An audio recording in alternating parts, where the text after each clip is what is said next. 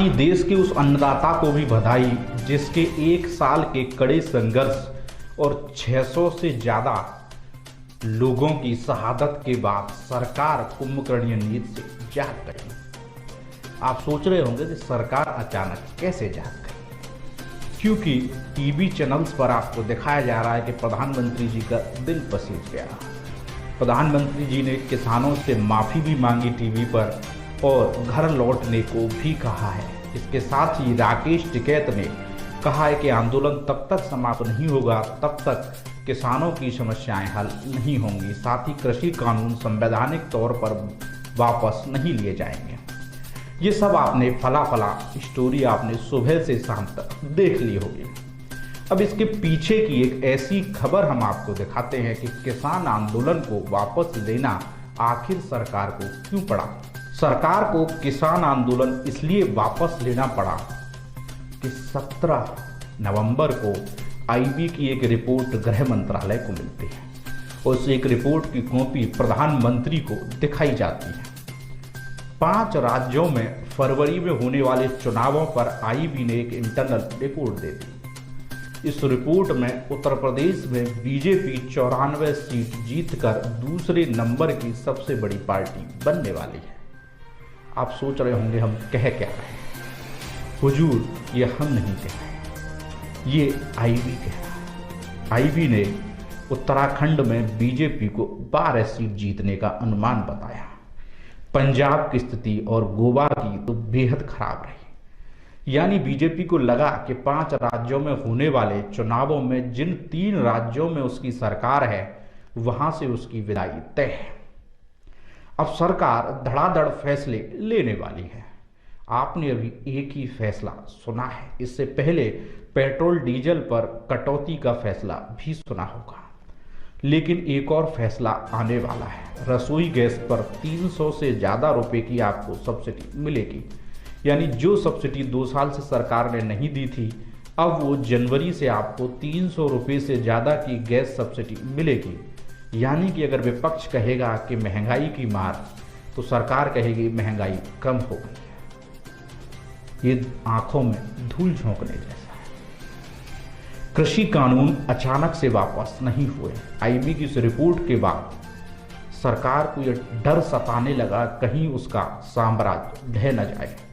इसी को लेकर कल कई महत्वपूर्ण बैठकें की गई थी।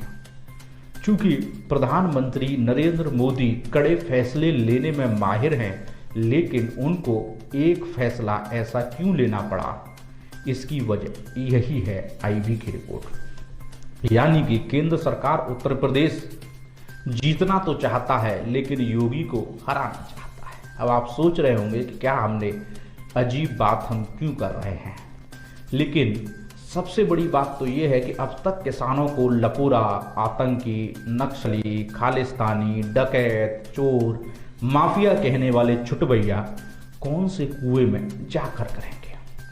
उत्तर प्रदेश के सीएम ने राकेश टिकैत को डकैत कहा था। उत्तर प्रदेश के सीएम ने किसान नहीं नक्सली कहा था। अब योगी जी आप ये बताइएगा कि आपके साहब ने तो माफ़ी मांग ली, अब आप कब माफ़ी मांगेंगे।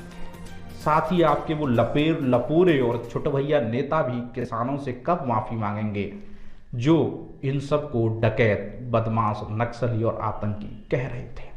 साथ ही 3 कृषि कानूनों की इतनी तारीफ करने वाले लोग जो तथाकथित कृषि वैज्ञानिक थे, अब वो कौन से कुएं में डूब मरेंगे। दिलचस्प बात है। प्रधानमंत्री माफ़ी मांगकर बाईपास कर गए। अब आप सोच रहे होंगे कि माफ़ी क्यों और मांगी गई। माफ़ी मांगने के पीछे एक और कारण है। पंजाब में बीजेपी सरकार बनाना चाहती है। कैप्टन अमरिंदर सिंह ने कुछ दिन पहले कहा था, जब वो गृह मंत्री से मिले थे, कि अगर बीजेपी तीनों कृषि कानून वापस ले लेगी तो उनके साथ गठबंधन की बात की जा सकती है। अब कृषि कानून वापस ले लिए गए। पंजाब में क्या गठबंधन होगा? उत्तर प्रदेश में जो किसान नाराज थे, क्या वो खुश होकर बीजेपी गलवैयां कर लेंगे?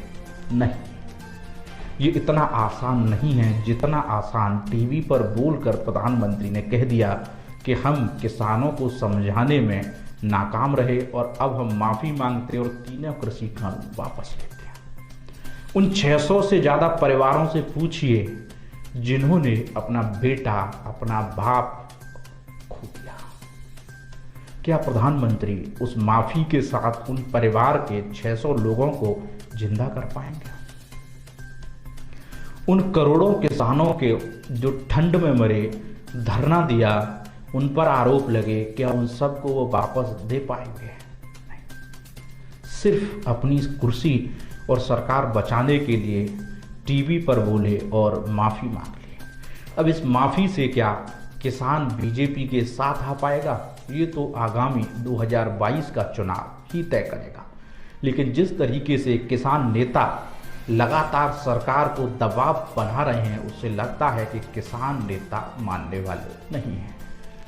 राकेश टिकैत ने कहा है कि एमआरपी पर भी कानून बने, क्योंकि अब खेती का समय है, किसानों को डीएपी और यूरिया तक नहीं मिल रहा।